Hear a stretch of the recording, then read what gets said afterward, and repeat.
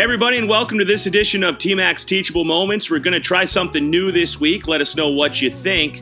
It's audio to go along with the video of the plays, and we've got 4 plays this week, and they're all replay reviews. Give us a little chance to talk about them. Our first play is in Texas, where we have a steal play, and Ben May looks a little awkward on that play, but he's processing what goes on, and we'll see why in a second. Now, this is a 4-man umpiring system, all these plays this week from the big leagues, but you're going to get the same position essentially in a 3-man system. We're going to talk a little bit about the 2-man system in a second, but this play is a steal, and why was he processing the play? Well, because our runner from first base hits the foot of the fielder trying to make the tag and never gets to second base. And there the tag is late on the elbow, but the hand has never touched the base. May, you can see, processes this play perfectly. Sees that the hand hits the foot, trying to figure out, well, what just happened there? And that's why we have a delayed call. There's nothing wrong with processing the play in your mind. I think that's one of the reasons this play was reviewed, because May initially looks unsure, but in reality, he's 100% sure. So we talk about 3-man positioning. It's going to be basically the same. But in 2-man, what are we going to have on this play? Well, as we've said in previous teachables, do what your assigner or your supervisor says. If your supervisor doesn't want you getting too close to this play, then don't do it. However, if your supervisor or assigner is a little more open and will allow you to drop down and get a little closer so you can get a better look, then do it. We're in the business of getting plays right, and I can't begin to implore on the umpires that are listening and watching this that I'd much rather get this play right, especially when it's this obvious, than be 30 feet away and get it wrong. However, if you're going to make this call from 30 feet away, then you're going to call safe all day, because it looks like its hand stops before the tag comes in. Then you're going to have a shortstop jumping up and down. You're going to have a head coach visiting you. And to be honest with you, that's what makes the 2-man umpiring system a little bit more difficult. This is great umpiring from May. He has had a fantastic season, and as we get a look at the oven mitt, which they say extends, you almost think it should be illegal if it extends 3 to 4 inches off the guy's hand, then it's not fair, right? Why not wear an oven mitt that's a foot long? That would just look completely silly, but we're going to see here on the replay review, Gary Cedarstrom points to second base and has out. It's a great call from Ben May, great timing, and we'll get one last look at it. This is what I love about watching these plays. From the naked eye, you go safe all day, then you watch review, and not only is the play reviewed, but it's confirmed upon review. So that's play number 1 of our Tmac Teachables. Let's now take you to play number 2. Okay, folks, our next play takes place in Houston, where we don't have a problem because we have good communication from our umpiring crew. It's the bottom of the 8th. We have a slicing line drive towards the right field line. Now, this is clearly going to be our first base umpire's ball. However, this play takes an unusual turn in that Souza Jr. dives, and he kind of inverts his glove to where the second base umpire is going to have a better view. Well, at 16 seconds, we get a great look of Carlos Torres not making a call, and then very subtly, we see him looking toward second base umpire because he does not know if it's a catch or no catch. And could almost be certain that Mark Carlson gives him some kind of crew signal that the ball was caught, because immediately following that, Carlos Torres comes up with a catch. So Torres does some fantastic umpiring here. He doesn't rush his call, which is very, very important. But before that, what puts us in position to get this play right, besides our crew communication, is we take one step on a line drive. We're not running to the outfield, bouncing our head, have no clue where the ball is, whether the ball is caught. We take one step, we get a lean, and we get the best possible view. Sometimes we can't go running 150 feet into the outfield. So this is a very difficult play to umpire, but when we have good crew umpiring, in this case, the communication by Carlos Torres and Mark Carlson, we get a catch, we have a review. Again, because much like our first play, the call is delayed. Whenever we get a delayed call, immediately the umpires or the coaches and players think, oh my gosh, he didn't call it right away, he's not sure. This ball is clearly caught in the glove. Everybody knows it, and once again, we have a confirmed call.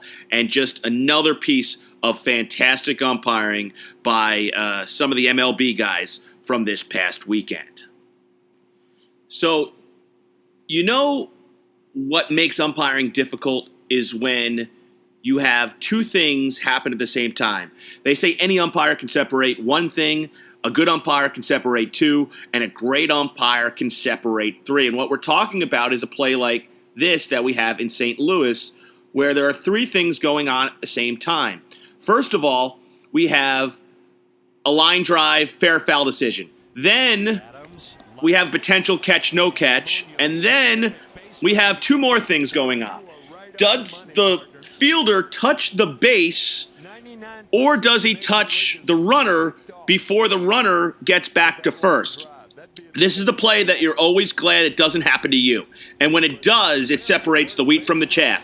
This is what separates good umpires from great umpires. And what a great umpiring sequence this is for our first base umpire, James Hoye. Now, what makes this play even more fascinating is it looks like that the fielder touches the runner with the strings of his glove, which don't count. If it counted, we'd have fielders with foot-long strings, and that would be very interesting. But the strings of the glove don't count, so what's determined on this play is, does the runner get back to first? We all know it's a catch. We all know it's a fair ball. And also, not to be, we didn't mention it. You see the strings kind of touch the runner before he touches the base, and then the glove touches the runner. So this is obviously not going to get flipped. It's going to be a call stands. But what makes this play fascinating to me is that this is where your life flashes before your eyes in a minute. When you have that rocket off the bat and just that split second of, oh boy, I might have to get out of the way, and then boom, catch, and then you have the next play. This is what makes you big time. And this is a big time call from a guy that's had a great season, and expect to see him in the postseason, James Hoye. Just wonderful umpiring, and I thought we'd highlight this play on this week's Teachable Moments. Our final play this week is from San Diego, where we have a runner on second and nobody out. And Hosmer fields the ball at first base and fires to third, where Chris Conroy has an out. But whether it's out or safe is not the important thing here, and Conroy gets the call right. I want you to take a look at Chris Conroy's starting position and his finishing position. Look at this guy waiting for the call. This is a runner on second base and nobody out, and a ground ball to the first baseman, and Conroy's the most prepped guy in the world. Even the third baseman, Myers, looks stunned that there's a ball coming to him and catches the ball like he's in grammar school. Not that there's anything wrong with grammar school baseball, but he is stunned the ball's throwing, but Conroy's ready to go. The only person not surprised on that there was a play at third was our umpire, and that is awesome umpiring. When we can be in position like this to have an unusual play, and this is the one we fear because it doesn't always happen the way we think it does. Look at the vision that Conroy has on this play. He is in the perfect keyhole spot. It's the perfect spot to be. A step to his right or a step to his left, he can't see. That's why we call it the keyhole. And boom, we get an out. And let me tell you what, we don't like missing outs. When we can get outs, we love outs. And especially if it means we don't get a call flipped here. And this is the fourth play out of four. It was really a fantastic weekend of umpiring this weekend. And these were some of the plays that I thought you guys might like to see. And if it helps you in your style, then that's great. Just remember, a couple things to look at for this week. Starting position. Let's be prepared at all times. What's our next possible play? Let's not get caught napping. This play can happen in the three-man umpiring system just like it can happen in the four-man umpiring system.